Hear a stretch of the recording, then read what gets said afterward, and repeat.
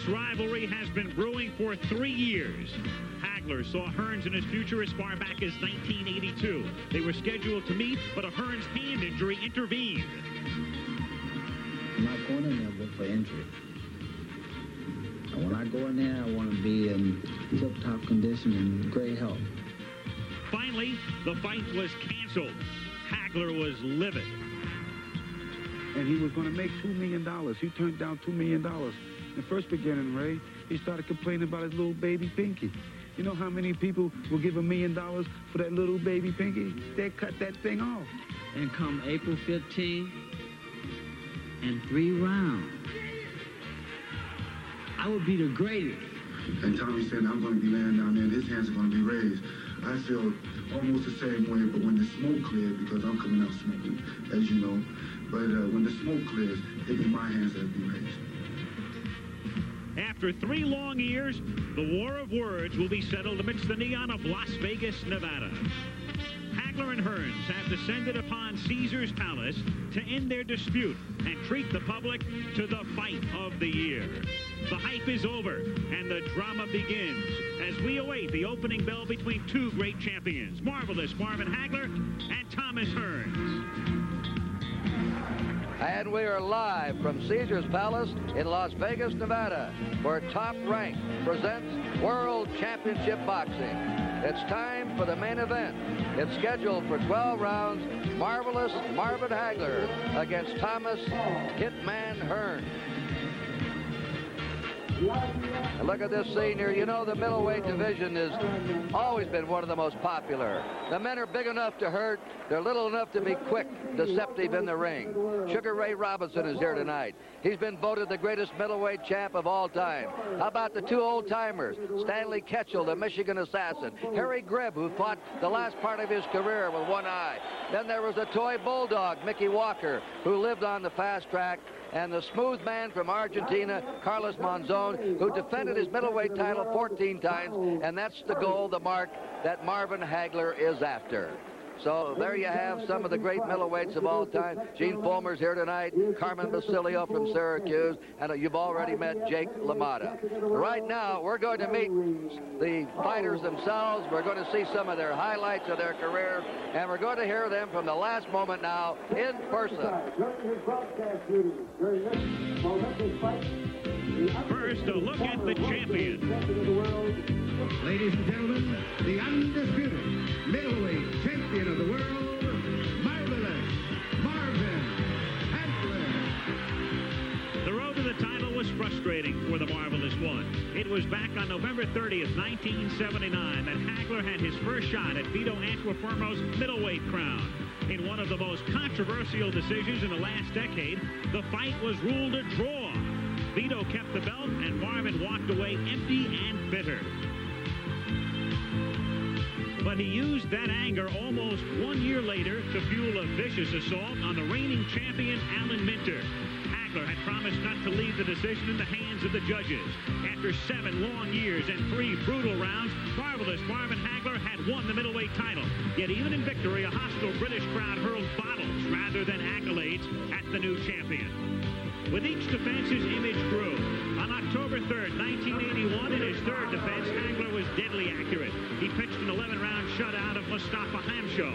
The 55 stitches administered to the challenger have now become a grotesque reminder of Hagler's dominance. A year later, Fulgencio Ovo Mejias had risen from the depths of a previous loss to the middleweight champion. This deadly right hand may have been Hagler's most devastating one-punch knockout of his career. Fully Ovo would not return again. February 11th, 1983, in his 6th defense, a tough Brit, Tony Simpson, fought hard for 6 rounds. But Marvelous Marvin was just too strong. In typical Hagler fashion, the #1 challenger was beaten into the canvas.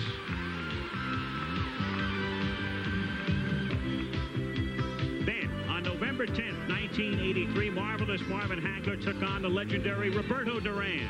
It has been said that the champion gave the challenger too much respect. But in the end, after 15 rounds, Hagler had won the unanimous decision. He had his long-awaited recognition as a dominant middleweight champion. But by not winning convincingly, Hagler had left a hint of doubt.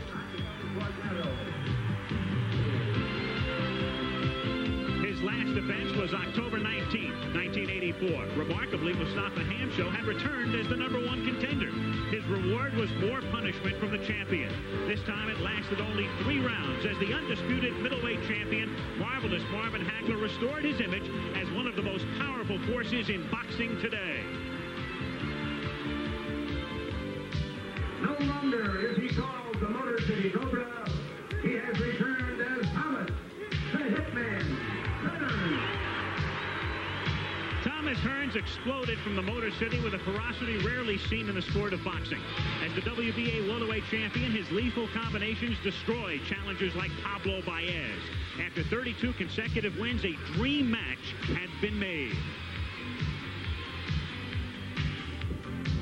The showdown of September 16, 1981 will live on as a classic. Hearns took the early lead from Sugar Ray Leonard, but in the 6th, the gutsy WBC champion had Thomas in desperate trouble. The tide had turned. Remarkably, Hearns outboxed Leonard in rounds 8 through 12. And here in the 11th, it was Leonard who was struggling to survive with a battered left eye.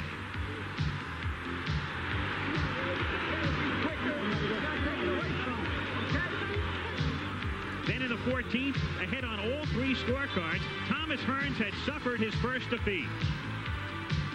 But after climbing in weight, the Hitman bounced back. It was on February 27, 1982 that Hearns stopped a tough middleweight, Marcus Geraldo, in the first round. Geraldo had gone the distance with Hagler.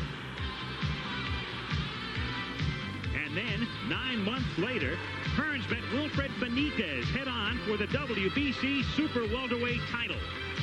The challenger pressed the defensive champion all night, picking his shots and scoring effectively. In the words of his trainer, Emanuel Stewart, he had outboxed the boxer. Hearns had also fought the later rounds with a broken right hand. But after 15 rounds, Thomas Hearns had won the majority decision. The Hitman had regained his pride and his status in boxing.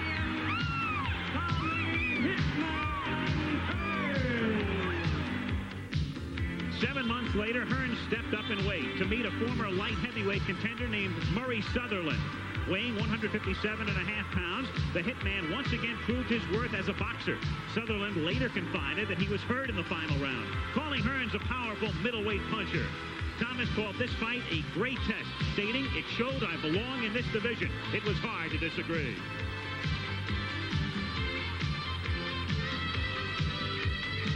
After crushing Duran in 2 brutal rounds, Thomas Hearns again successfully defended his WBC Super Welterweight title with a 3rd-round knockout of Fred Hutchings.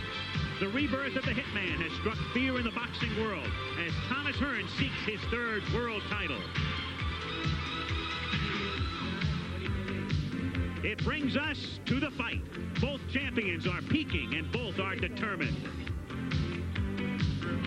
We feel that the jab is going to be the key factor in the fight, the left hand, because we feel that if once we can get Marvin to watch the left jab, get his mind on the left hand, then there will be no problem with getting other shots off. Hearns' best defense is his offense, because that's the only way that he knows how to fight. In my way, I have to make my defense my best offense. So, and though that I have both ways, because once I get him in trouble, I can change it around. Thomas don't have that ability. I'm here to show the world that I have the ability to punch and power, to get in there and knock out middleweights, light heavyweights, whatever, welterweights, all the way up to the lightweight division. I have that power.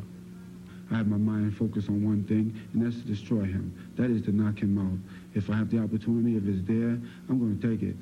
I think that this fight here will put me in the position to make greatness and put me one step closer to greatness, and which is to win the 4 titles. That's what I feel. War. That's what's on my mind. I don't see the fight going 12 rounds. I've been feeding the faith, and I've been starving the doubt. So there's no doubt in my mind that I can't win this fight, or that I won't knock Thomas Hearns out.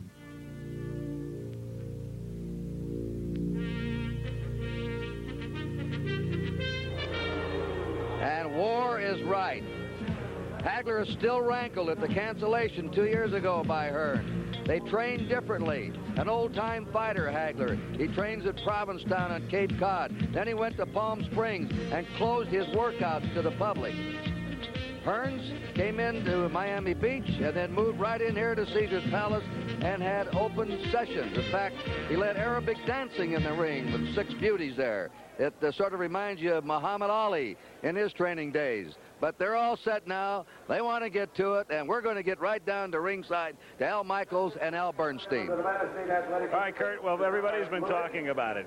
Hearns has certain hand speed and the jab and power and all of that, and Hagler is more resolute, and there are a million different factors involved here, and that's why there's been so much talk about who will win.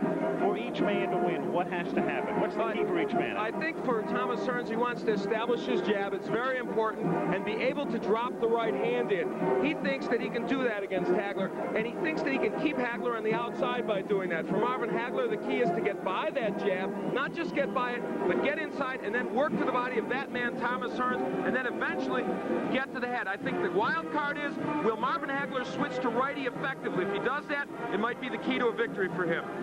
As is customary, it is the challenger who enters first. It is Hagler's title. Even though Tommy has won 2 titles, he does not own the middleweight crown that he seeks tonight, and thus he is the first to come in. And the long wait is over. As accompanied by the entourage, he is out of the dressing room and about ready to enter the arena.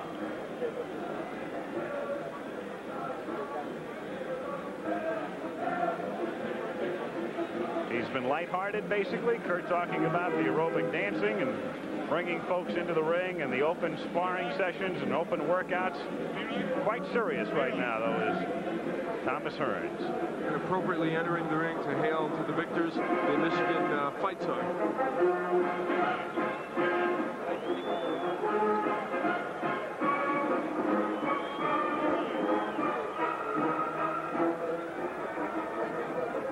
Still not in view of most here in the arena yet is Hearns, so no response as yet, but very shortly he will be approaching that part of the arena here at Caesar's Palace just about now, where they're beginning to take notice of the entry of Thomas Hearns as he comes down the aisle. The second time Thomas Hearns has had this kind of situation. The last time, of course, against Sugar Ray Leonard. He hopes this turns out differently. Now he's spotted.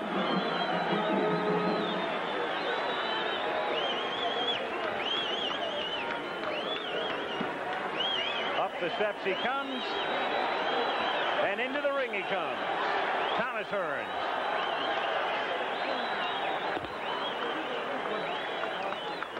The only loss, of course, to Sugar Ray Leonard back in 1981, a fight in which he was ahead. He had shown his boxing skills in that fight against Leonard, and many think they may come into play tonight. If Hagler would hurt him early, as Leonard did, that man, Thomas Hearns, has the speed to get on his bicycle and duplicate what he did against Leonard, at least for a certain portion of those fights. He'd like a first-round knockout here. He says he'll do it in 3. We'll see. Took Durant out in 2. After the fight, we will have an interview. Thomas Hearns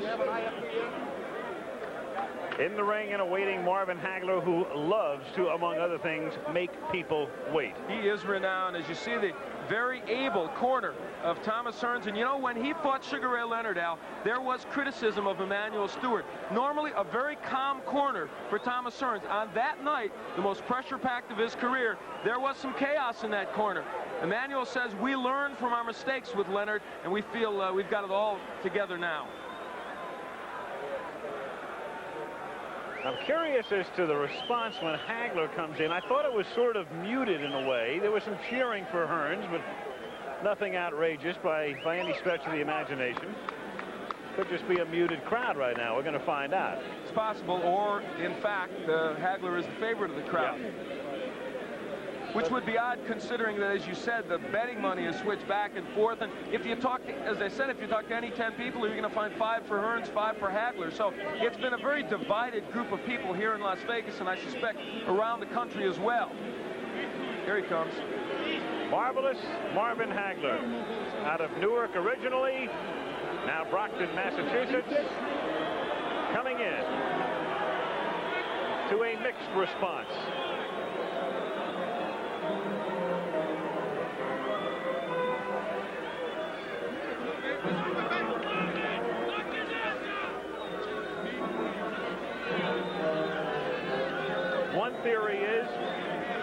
who think Hagler will win. They say maybe this fight means a little bit more to Hagler than it does to Hearns. It means a lot, obviously, to both. But that theory goes that Marvin feels he'll never get the respect he's due unless he beats Thomas Hearns. And he is, of course, chasing the record of Carlos Monzon, looking for the 14 consecutive title defenses. He has 10 now. He's shooting for number 11. And indeed, the response to Marvin Hagler seems to be a little bit more than Thomas Hearns. It is. It is. A bigger hand for Hagler coming in, for what that's worth, than for the Hitman. When he came in against Roberto Duran in his last big fight, it was just the opposite. So perhaps Marvin Hagler finally getting his due from boxing fans who on occasion have been indifferent to him. Bob Arum, the promoter, called him the Pete Rose of boxing. Hard-working, resolute, single-minded, 62-2. The 2 losses early in his career, both in Philadelphia, both avenged, 50 knockouts. And it's been a long time since he knew what the word defeat was. Only the draw with Antifermo, any kind of stain on his record in recent years. And he certainly avenged that draw.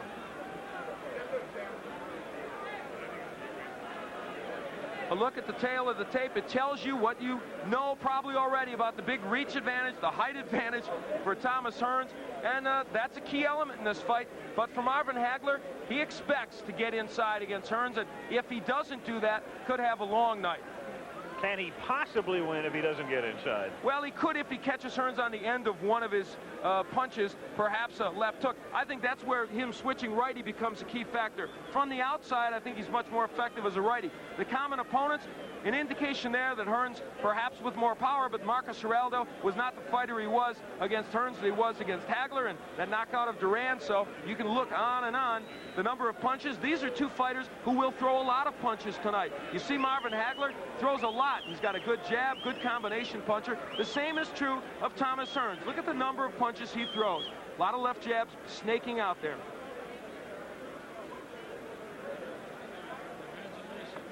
So the pomp and ceremony still taking place. We're going to have the national anthem shortly. Al, here's the difference now. From Nevada, we go to WBC rules. And these will change somewhat. 10-point must system still in effect. There is no 3 knockdown rule. There is no standing 8 count. You save by the bell only in the last round. Again, the 3 judges who will score the fight, international judges, the referee, or the ring doctor, can stop the fight.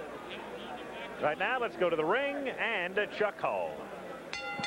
Ladies and gentlemen, I would direct your attention to the lighted tower, the Fantasy Tower at Caesar's Palace, just to the northeast of us, and you will see unfurled the largest American flag in the world. The flag was created by Mr. Ski Dembski. And now it gives me a great deal of pleasure to introduce a very talented young man as I ask you to rise, please, as our national anthem will be presented by Doc Severinsen.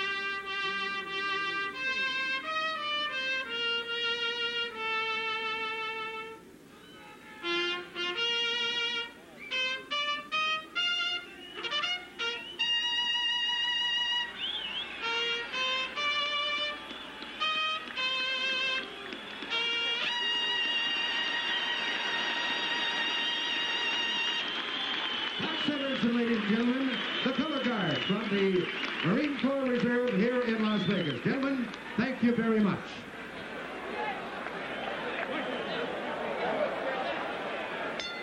Ladies and gentlemen, gentlemen, the officials assigned by the Nevada State Athletic Commission for the next event of the evening.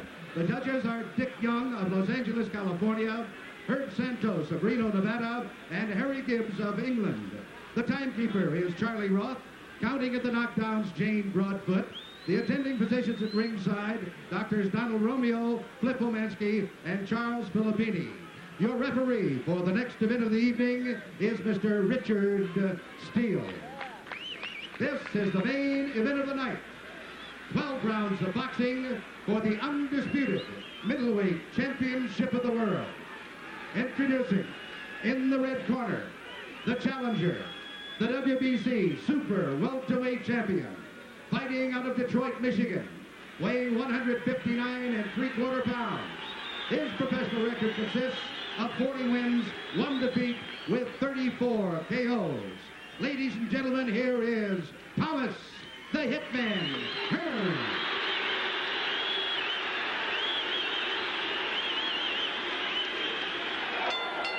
And in the little corner, fighting out of Brockton, Massachusetts, weighing 159 1/4 pounds, with a professional record of 60 wins, 2 defeats, 2 draws, and 50 KOs.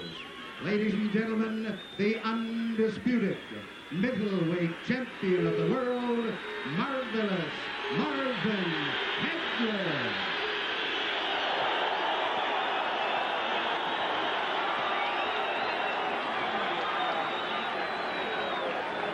All right, Pat. Good 8. Let's go. So the two come to mid-ring with Richard Steele. Instructions in the dressing room. I'm just cautioning you now. Obey my command at all times. Shake hands, don't let the vote for you. Let's go. Very simple instructions. And finally, it's Hagler against Hearns. The camera's going to have to go. Eloquent simplicity by Richard Steele. Let's go. He knows, they know. Staring at each other through the national anthem. The stare down, of course, so customary before these fights. And here we go. Round 1. Hagler, right off the bat, attempting to get inside. He'd love to be able to pin Hearns on the ropes if he can. A more aggressive start by Hagler. Look at him, right for the body. Marvin Hagler only wants the body, and he bangs Marvin. Oh, Hearns may have hurt him with a right hand. Hearns with another right. Hearns hits him with an uppercut. Hagler, he's hurt. Hagler is done. Hearns got inside. Hit him with a right uppercut. Marvin ties him up. Marvin Hagler is still hurt. So it was Hagler coming out like a bullet. A good left by Hagler, but Hearns didn't flinch. Marvin going for the body. Wild first round. Wow, what a shock. And it was Hagler who initiated it, not Thomas Hearns. And a left by Hagler. Hearns comes back. Another right. That one's done Hearns. What a first minute of the fight. Tommy Hearns has been able to drop that right hand in, and it has hurt Hagler, a surprise to many people. Another right hand from Hearns. Hearns moving. Hagler still pursuing. Comes in with a right. Missing with a left hook. Here's where I believe Hagler should turn to righty. He could block that right hand easier, and he would land his own left hook. Hearns with a devastating punch. Swelling near Hagler's left eye. Again, Tommy trying to come inside the hands of Hagler. Low blow by Hearns. Hagler still looking for the body. A right by Hagler. Good right got in.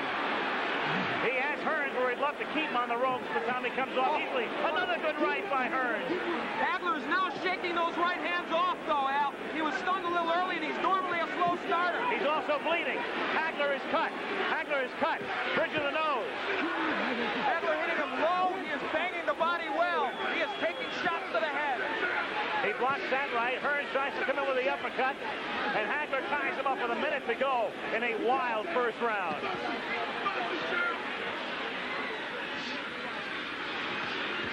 Marvin with a good left hand. There's blood all over Marvin Hagler's face. Can't tell where it's coming from. I thought it started at the bridge of the nose originally, but blood all over the face of Hagler here in round 1. But Hagler has him on the rope. Hagler working on him. Hagler relentless, but Hearns trying to box his way out. Half a a minute to go in round one. How far can this one go? Not very far this pace. This is where Hagler wants it, but Hearns counterpunching off those ropes fairly effectively. Tremendous first round. Hagler pinning him to the rope, working on him, but Hearns uppercutting again. Hagler bloody. A tremendous, sensational first round, and Hearns gets hurt. Hearns got stunned. Hagler was stunned early in the round. Great first round. Wow. Incredible. Perhaps one of the best in middleweight history.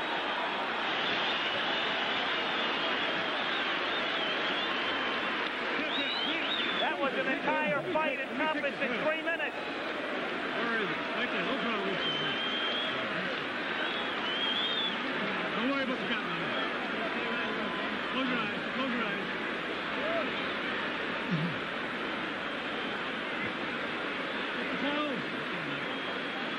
Drink the water right now, Pat. The cut is over the right eye of Marvin Hagler. It's hard to tell if it's not on the eyelid, though. It looks to be on his forehead. That may not be as much of a problem. As we look at it, that was where it came, I believe, from that uppercut from Tommy Hearns. That was early in the round, but now later, Marvin Hagler digging to the body and throwing a right hook. Fought most of that round, in fact, all of it as a southpaw. He took the action of Hearns, a surprise early. Well, the first round lived up to all the hype, and then some. Round two now. Oh! Left hand by Hagler. They said this fight would be determined on heart and the good chin. Right now, that's exactly what it's being determined on. Both men have been hurt. You can throw the strategy out the window right now. A wild first round. Hearns again trying to uppercut. Hearns trying to box. Moving, slipping off the ropes. Coming back and trying to land that right.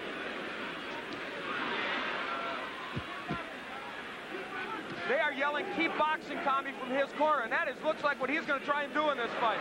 Hearns off balance, his foot was stepped on, not close to a knockdown. Excuse me, Al. Hagler turns righty. I think this could be a key moment in this fight. For the first time, Hagler switching, gets in with a left hand. This round sort of the way people anticipated the first round might go. Another right hand stuns Hearns. The crowd, of course, emphatic over every punch that's thrown. Hagler, despite that least disadvantages, has been able to get into Hearns more so I think most people expected. For one simple reason, good left hook by Hagler. He took the best Hearns could offer, and he did come in. He's getting through that right hand, even though he's getting hit with it. Halfway through round two.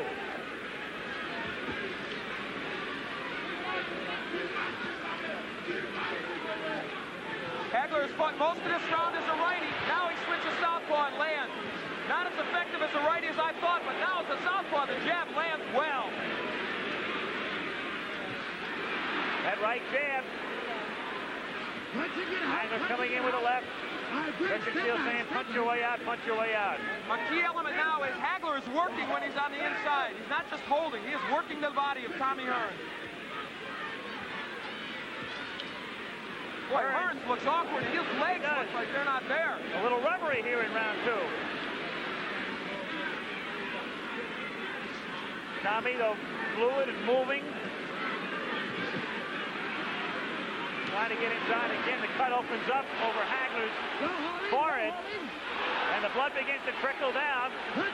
Hagler working inside, now up top. Half a minute to go in round two. What a left. Hearns trading with him. Hagler comes down to the right, a left, and another right. He has Hearns in trouble on the ropes. Tommy trying to punch his way off the ropes. Hagler wants to keep him there, goes to the body. Hagler throws low blows. Marvin Hagler wants to turn this into an alley war, and he's got another low blow. Richard Steele may take points away soon, but will it matter? Second round coming to an end. Hagler bloody, but very much unbound. End of round two.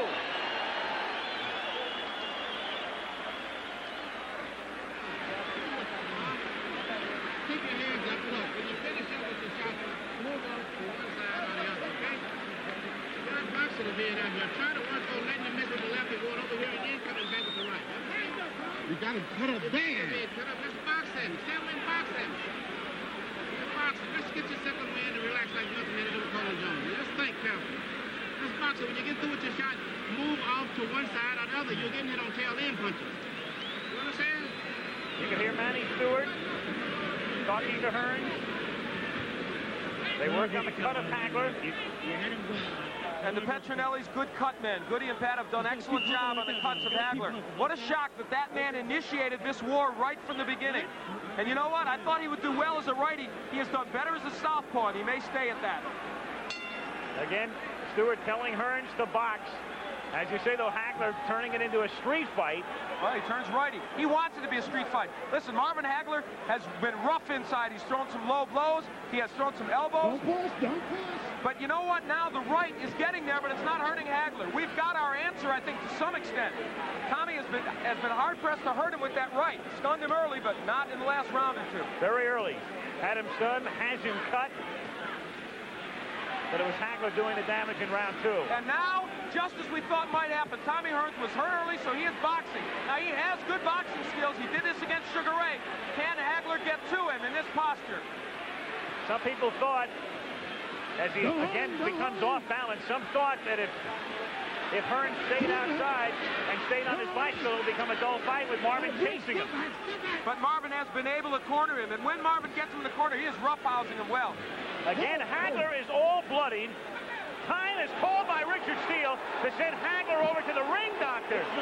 He's calling the ring doctor in. Of course, the last thing in the world Hagler wants is the fight to be stopped. The doctor looks at it. Back comes Hagler with a wild left hand. It has to be impeding his vision with the right eye. You never know it, though. Tremendous right. Hearns appears rubbery. He appeared that way in the second round. You know, Richard Steele is breaking these fighters very quickly. That's uncharacteristic of him. It's hurting Hagler because he wants to work inside. Hearns is smiling, but he's taking shots. Another right hand. Hearns turns his back, takes another right. Hearns in deep trouble again. Hearns is down. Hearns is down in the third round and on his back. And he's not going to beat the count. I don't believe. Tommy Hearns tries to get up, and They've got to stop this fight. Does he get up? He just doesn't know. He can't continue. It's Hagler, full of blood. Blood, no doubt, impeding his vision, stopping him in the third round after Hearns almost ended it on a first-round knockout. It didn't go very far, but it was a beauty. And Tommy Hearns predicted a knockout in the third. Instead, it is Marvin Hagler, and we certainly hope Tommy Hearns will be all right. He is still wobbly. What a shot. Instead of Hearns initiating early action, it is this man who, believe me, has gained any redemption he needed from the loss to Roberto Duran. Marvelous Marvin Hagler. So close to being knocked out in the first round. Withstood the barrage. You'd have to figure he lost round 1, came back round 2, despite the deep cut, time called by Richard Steele in round 3. Ring doctor observes, comes back, knocks him out in round 3. So it's marvelous Marvin Hagler, 61, 2-2. Another look as we watch it at the end. Hagler with that right hand, that lunging right hand. Hearns turning his back on him, and then you'll see Hagler come in and deliver a right to the side of the head. Hearns backing off again, taking the right hand. Legs gone at that point. Down on his back, got up at the count of 10. That was the end of it. Different angle. Hearns, whose legs became rubbery in the second round, having trouble with his balance in round 3. Turning his back. Another right hand from Hagler. But at this point, the damage had been done. Finishing right there.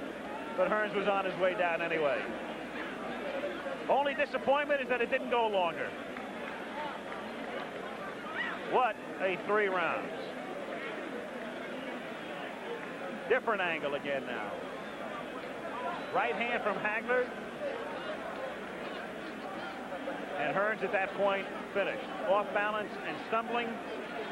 And so the man from Brockton, Massachusetts may finally get the respect that he feels he deserves. And acclaim as one of the greatest middleweights in history. Doing nothing to dispute that tonight. Shaking off some thunderous blows in round one, withstanding the barrage, suffering the cut, coming back strong in round two, finishing them in round three. Hearns right above us in the corner. Tommy still shaking, Tommy on his stool. And Tommy, of course, very disappointed and frustrated as Marvin Hagler, marvelous Marvin Hagler, the legal name, retains the undisputed middleweight title. And let's go to Al Bernstein now. Marvin Hagler in a chaotic ring here. He says, am I the greatest? And I guess so, Marvin. Marvin, it was, I guess, perhaps one of the best three-round fights ever, maybe one of the best middleweights. I guess you did. Here comes Tommy Hearns to say congratulations. We gave him a hell of a show. They got their money worth. All right, we're happy to see that Tommy's all right. And a lot of congratulations all around and a lot of water as well. Marvin, you took the action to Tommy right away. You went right for his body. He looked like he stunned you momentarily with the right in the first. Did that right hurt you? It didn't bother me, just made me madder. Okay. I told you I was going to eat him up like Pac-Man. I figured once I get through the right hand, then it was all mine, you know, because I think the first big one, what you tried to put me away out there, and I think that's when I got the cut there, but I wanted to show the world I am the greatest now. Well, you are the greatest middleweight. There's no doubt about that. Did I say three?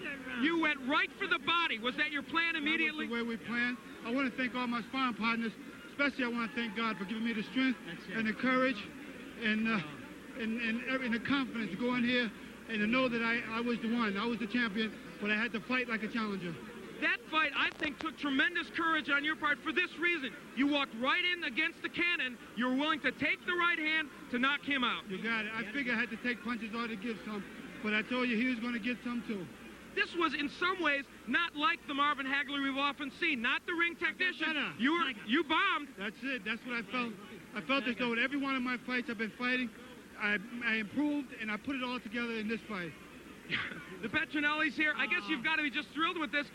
Probably your biggest moment. The greatest. There's this guy. Does he? Now that we take care of the wise guys, the hurt man, the hit man. We love him. I want to say to all the people out there who spent their money, I hope that you got your money's worth, because Tommy's a hell of a fighter, and I think I put all my all out here. But the better man won tonight. You have talked about going after Monzone's record.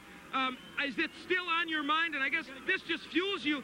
Getting that record might put you in that class of the greatest middleweight. Definitely. I'm still after Monzone's record, but I don't think that I'll have a big media hype as I did with this one, so I'm going to continue. Okay. This is one of my toughest fights. Marvin, congratulations. Thank you. Let's go back to Kurt Gowdy. There's been a lot of talk about Hagler retiring. His wife, Bertha's here. There are 4 children, and she wants him to retire. When they ask... Ladies and gentlemen, let's go down. Referee Richard Steele stops the bout at 2 minutes, 1 second of the 3rd round. The winner by a TKO and still undisputed middleweight champion of the world, marvelous Marvin Hagler.